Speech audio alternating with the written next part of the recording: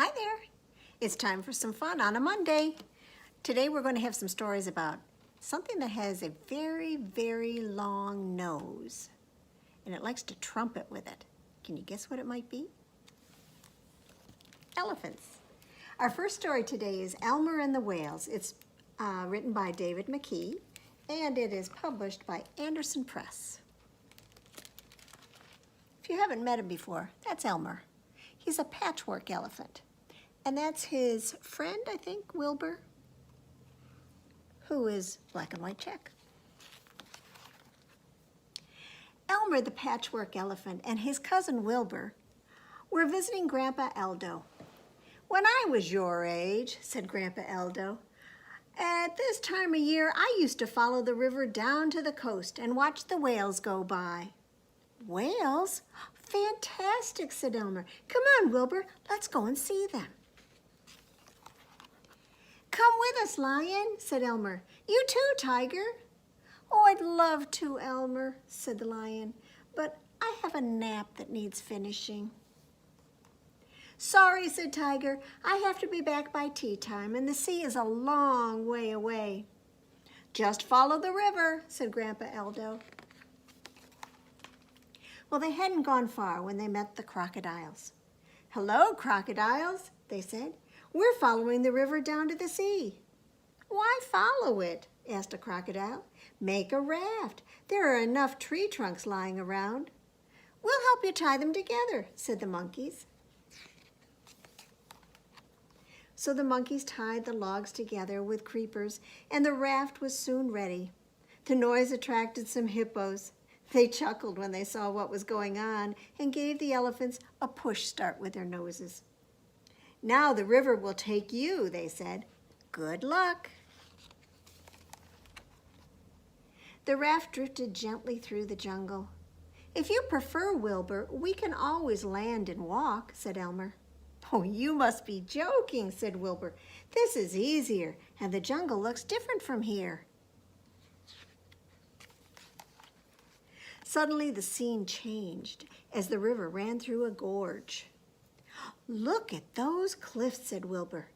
"We couldn't go ashore here even if we wanted to."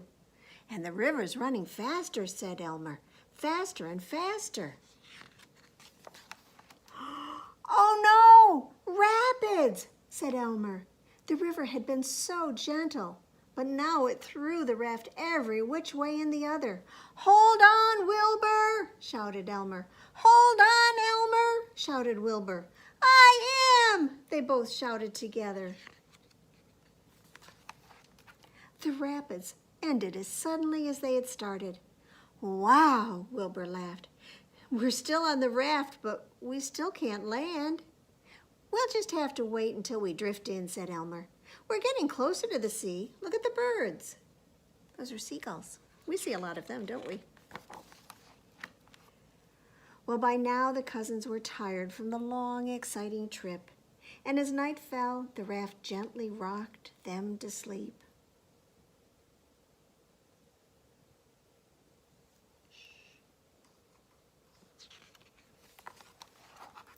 Morning came, and they awoke with a start.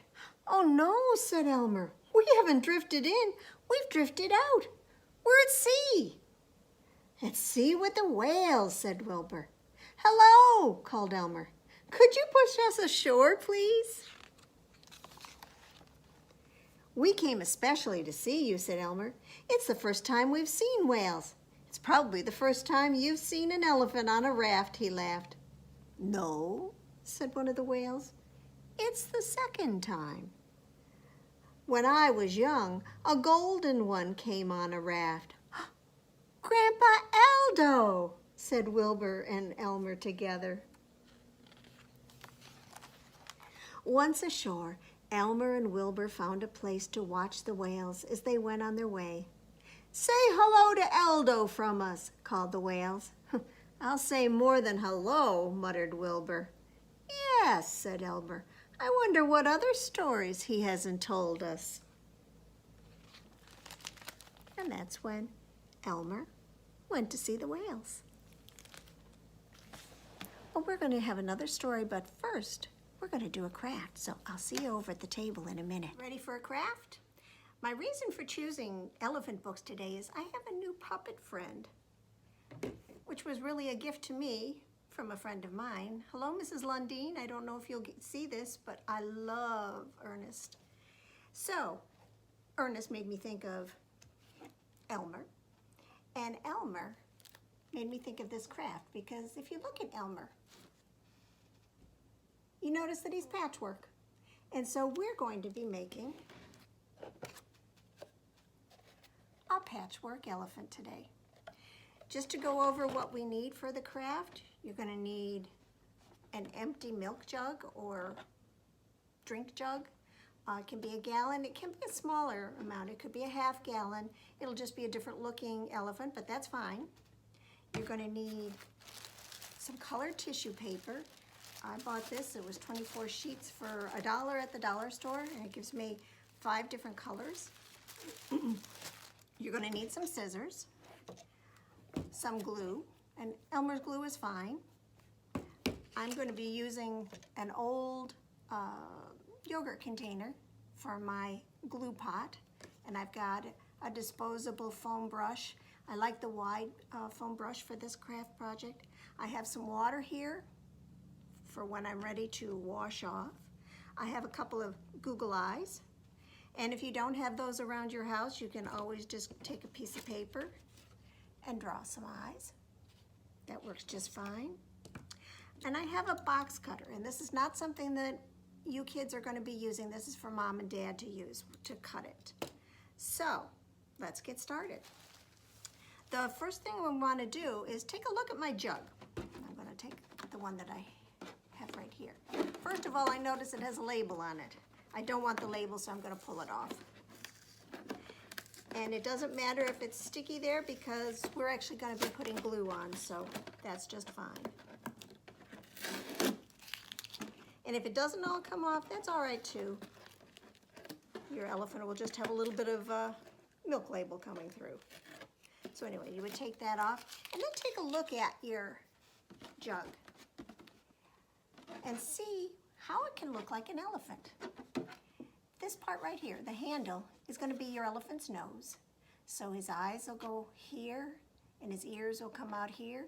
And then we're going to cut off the bottom part right below where the handle joins into the jug, and then we're going to cut legs.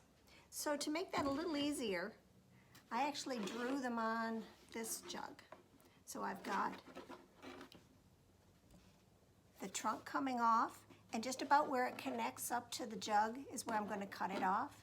And then I'm going to cut all the way around, about maybe 2 or 3 inches from the bottom. And then I'm going to take a look at it again and see how to make 4 legs, and right back there is a tail. So we can do that. You may want to start it with the box cutter, Mom or Dad.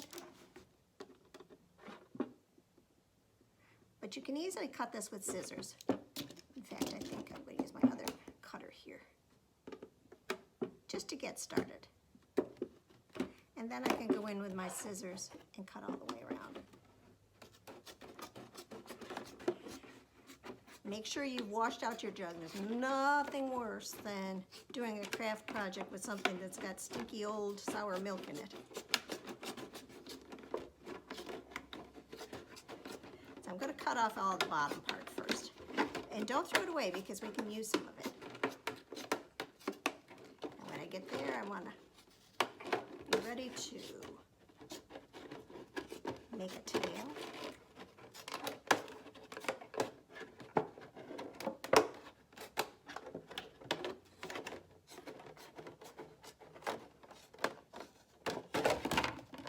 So you've taken off the bottom, and that's still standing nicely.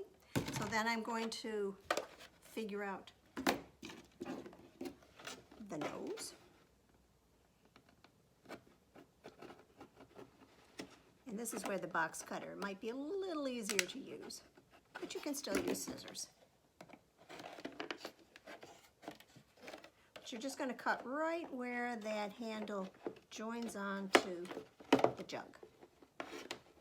to make the trunk. And then I'm going to cut up. Do you see how I'm cutting all the way around that?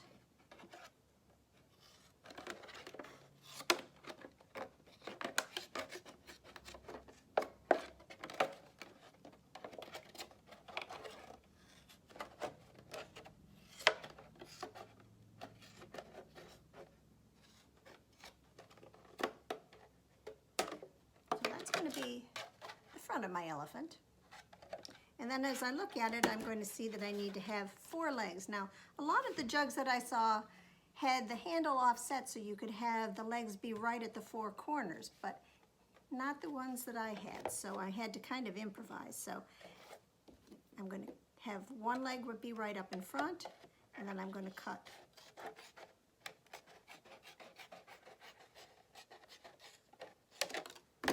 piece that looks like that out of there, and that gives me 1 front leg. And I'll do the same on the other side.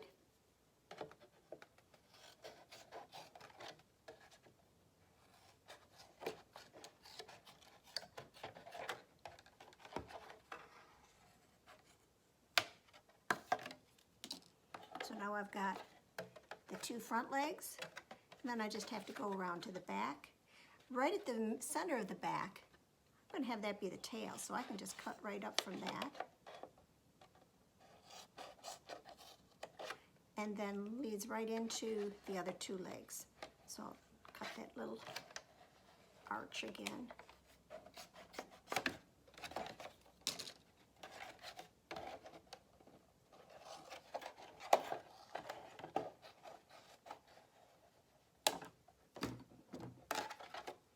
And then as you look at it, I hope you can see the elephant. There's his nose, his front legs, his back legs, and his little tail. Now, when I made my Elmer here, I actually cut off this top part, but I don't know that it's necessary. It's a little hard to get in there, and it doesn't really make a difference. So if you want to cut that off, you can. Otherwise, I'd say just leave it. If you do cut it off, I would use some masking tape just to cover up the holes so that when you're gluing on the tissue paper, you'll have something to be gluing it to. So we're all set to get started with our gluing. So the first thing to do is to take some glue. Whoop. Good thing I brought something to wipe up because I've got glue right on me. I don't know if I said it before, make sure you've got something covering your table. And if you have a tendency to get messy when you're doing crafts, put something on you. So we're going to pour some of this glue right in there and then close it up so that if it gets tipped over, we don't lose glue. And then have your brush. Oh, I know what we forgot to do. We forgot to get the tissue paper ready. I have some already, but I need to tell you how to do it. So when you get your tissue paper, it usually comes, the colored paper, if you get it in a variegated pack, they're all folded in together. So what you're going to do is just push out a little bit of it and cut off about 1 inch at the end. Doesn't have to be exact. Might be hard to cut through. If it is, just take a few sheets at a time. And then open them up because they're all folded in there.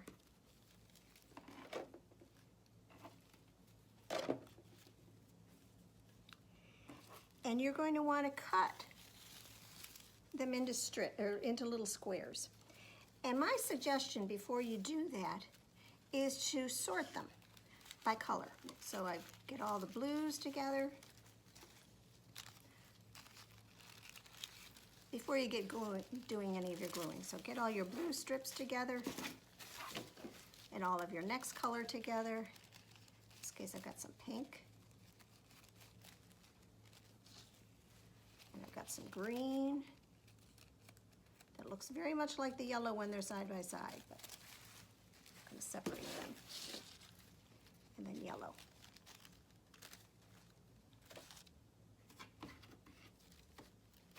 So lay them all out like that. Sort the red. And then doing just one color at a time. Hold them evenly, like that, and then cut them into 1-inch squares, or however, just into squares, just like that. And by doing that, you're pre-sorting them, because what's fun to do when you're putting them on to your elephant is to do a pattern with them. And it's easier if you don't have to separate them out once you've cut them into little squares. It's much easier to do it when they're strips. So that's how you would do that. I'm just going to put these over to the side because I already have my squares all cut. So I've got yellow and red in this one. I'll add those extra red. I've got blue and pink and green in this one. So now I can start.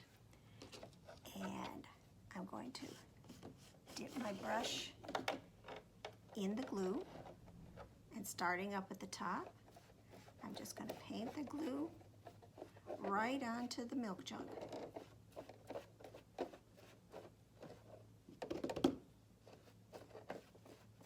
And you won't be able to see it because you're putting white glue on a white jug, but it's there. And then take one square and stick it on. And then another color square and stick it right next to it. And it's okay to have them overlap.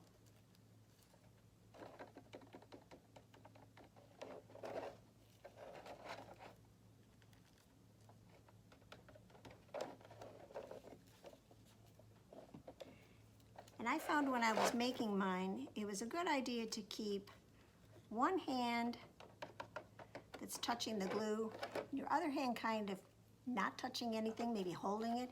You can hold the hand, what is now the trunk, while you're putting those on, or you can hold it through that hole at the top. So I've got my pattern of blue, green, pink, yellow, red. So I'm going to just repeat it with the blue over on this side too. And then I can go down to the next layer. And I don't want to have a blue again, so I think I'm going to start with yellow this time. But I'm going to keep up with a pattern. So I've got yellow. And then my next color I'm going to do red.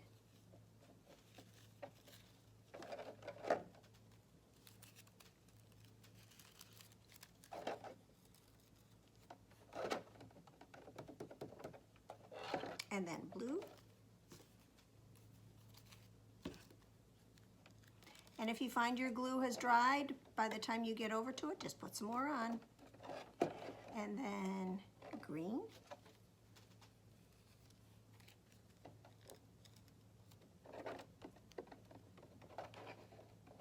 And I'm going to do pink. And yellow.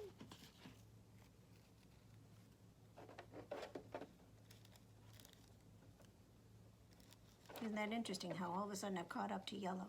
So you know what I think I'm going to do? I'm going to put the red there, mess it up just a little bit. And then put the pink, the yellow next to it there.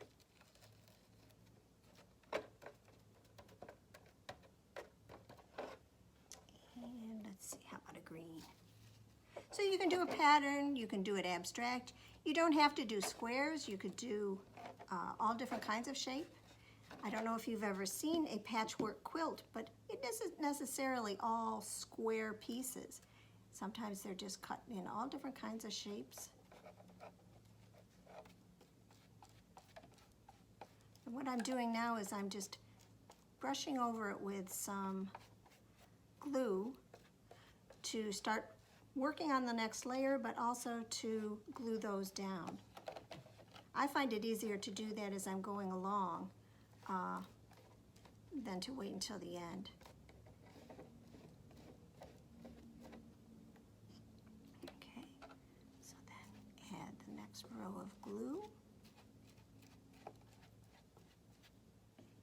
So let's see here.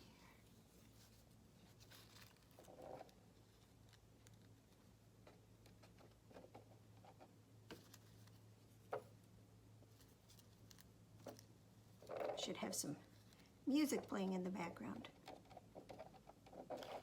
Maybe my production person will speed up through this part. Or you can just stop the tape to catch up.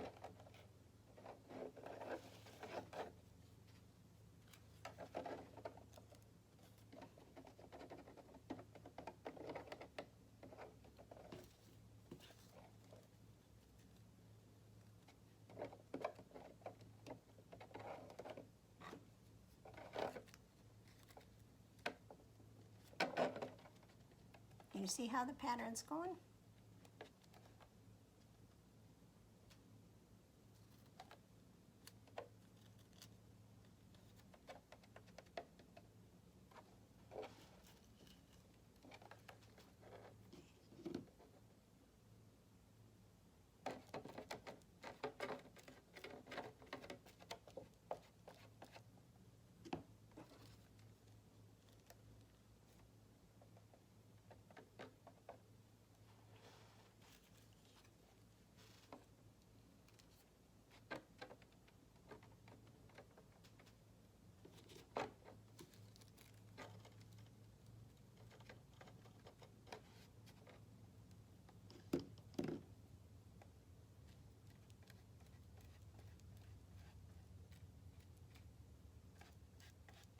And if you see some spots where you've got little gaps, I think over in here, I had some little pieces that I could just stick in there.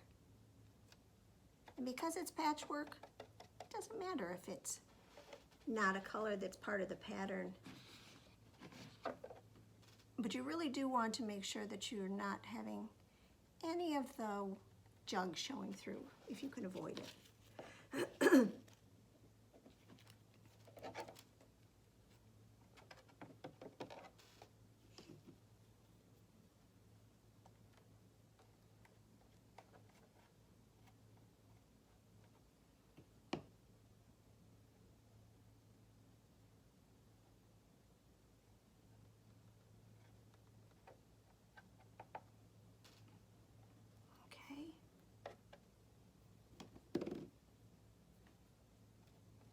So you're going to do that all the way around yours. And I'm kind of saving this back part because right now it's easier for me to be holding that. But the way we've done this, you will be able to set it down to add extra layers.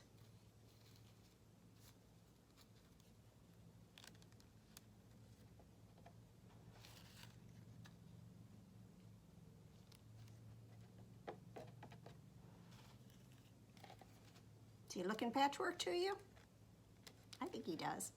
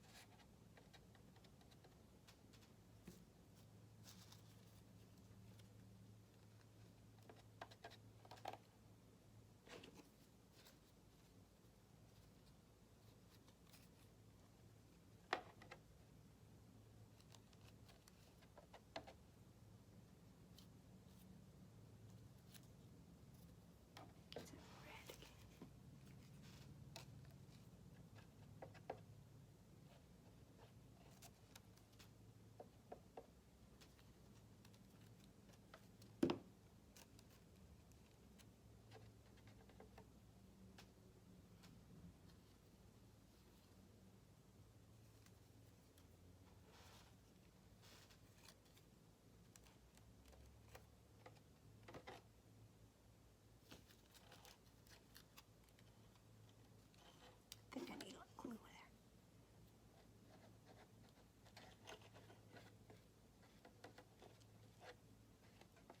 You could probably use Mod Podge for this too if that's what you have at your house.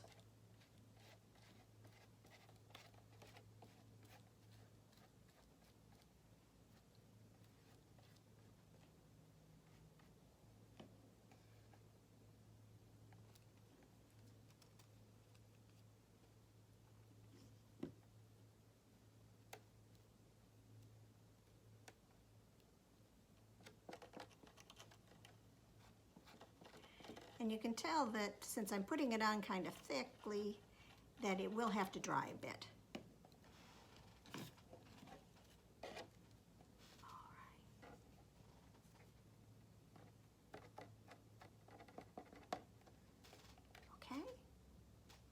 So then we can start going down the legs.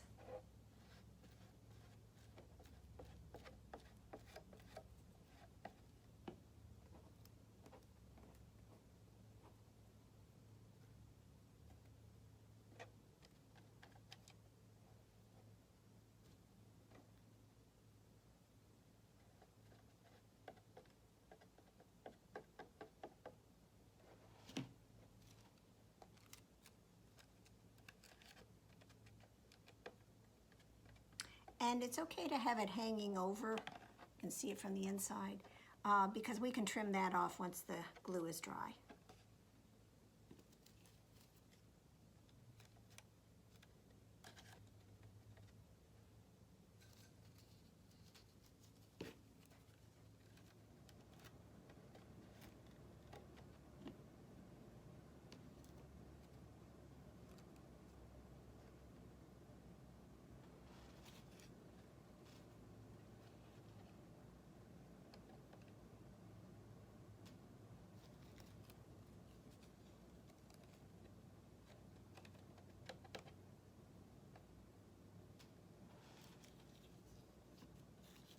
How's yours coming?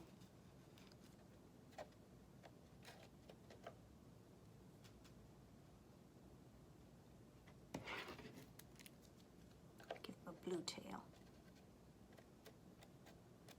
Don't think I put any glue on there though.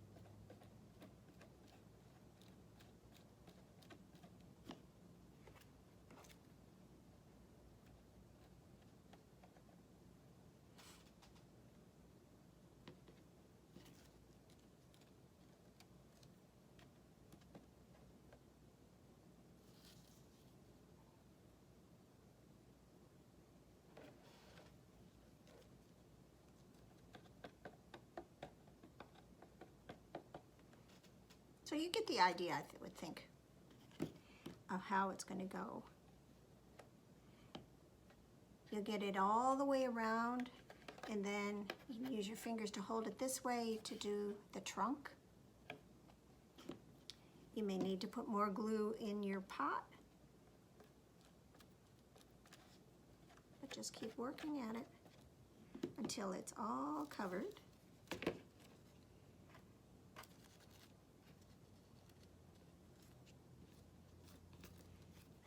Little pieces here are all sticking together.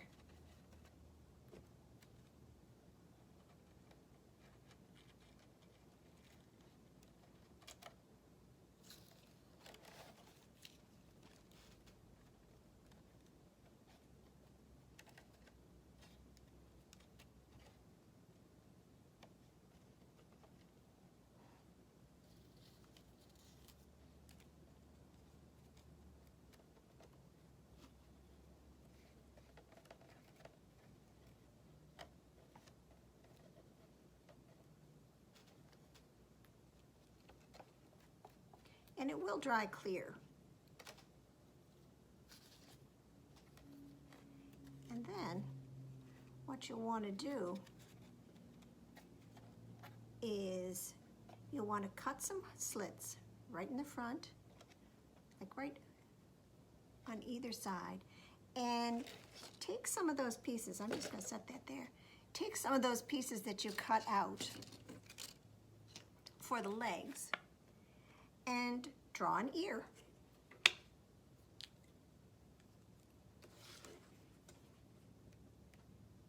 going to have a little bit of a stem on it. And then it's a big floppy elephant ear. Like that. Cut that out. And then do the same thing with the tissue paper on it. I can take one of mine out to show you. That you're going to cover it on both sides. And then where you have that slit that I just talked about, you're going to slide the ear right in so it stands up. And then, of course, you'll add a couple of Google eyes. Or if you don't have those, again, draw your own. And then you'll have your very own Elmer the elephant. And one thing I saw on someone's website was when they kept the top on like this, they used the lid, they put some of that tacky clay on it, and then got a little tea light, stuck it up inside, and you had it as kind of a night light. So there's our Elmer the elephant, Elmer the patchwork elephant. So I would love to see what your elephants look like at the end. And then, well, I think we ought to go and have one more story. So I'll see you over at my chair in a minute. So how did your Elmer the patchwork elephant turn out? I'd love to see pictures of it. We're going to have one more story about elephants. And this is called Alistair's Elephant. It's by Marilyn Sadler with pictures by Roger Bolin, and it's published by Simon & Schuster. Silly looking elephant, isn't it? Alistair Griddle was a very busy boy. He had no time for nonsense. He worked very hard at school, and when he knew the answer to a question, he would raise both his hands. He was very neat and tidy. He cleaned his room every night and slept on top of the covers. Alistair also found time to play. He was very careful to choose games that exercised his mind as well as his body. And every Saturday, Alistair went to the zoo because it was the day that they offered a special admission rate for children who were under 10. Alistair was very thrifty. On Saturday, when Alistair was going to the zoo, it threatened rain, so Alistair took an umbrella. When he got to the zoo, he decided which animals he most wanted to see. He studied his zoo map, walked quickly, and stopped only once for a chocolate bar that was too small to spoil his dinner. He set out for home only after he had thanked the zookeeper for a most enjoyable afternoon. Alistair was very polite.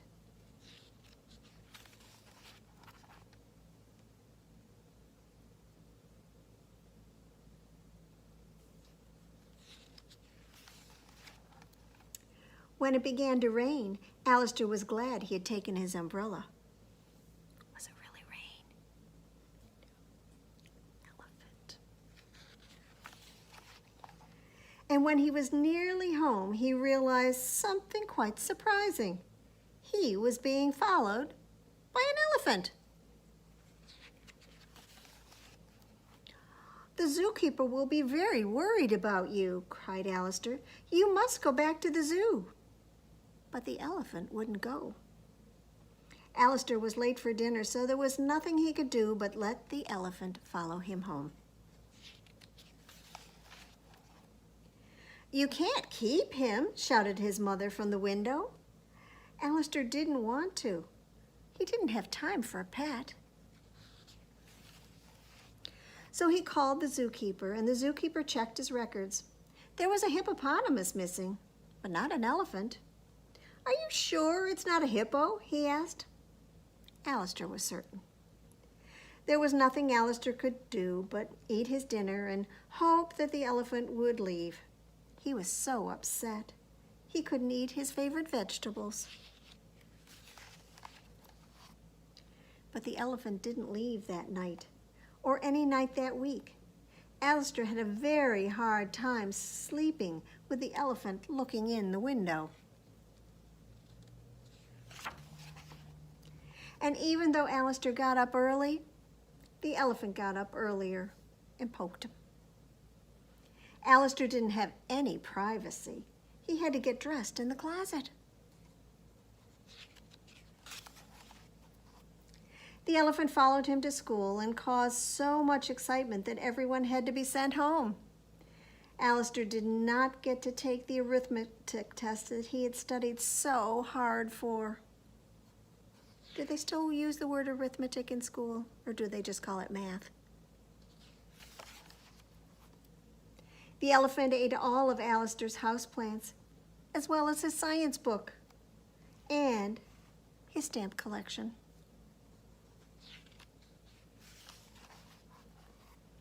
Alistair tried to teach the elephant how to behave, and the elephant did get a little better and even gave Alistair some privacy.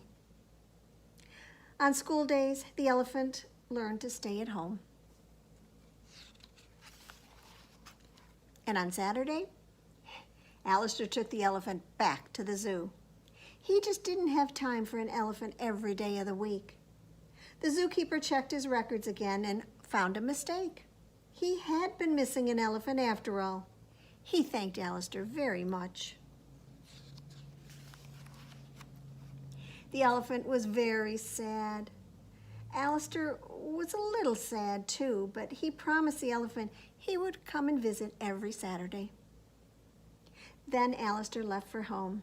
It had been a busier week than usual, and at times, well, it had been fun. But he was very happy to be going home to his quiet, tidy room, where at last he could get some work done.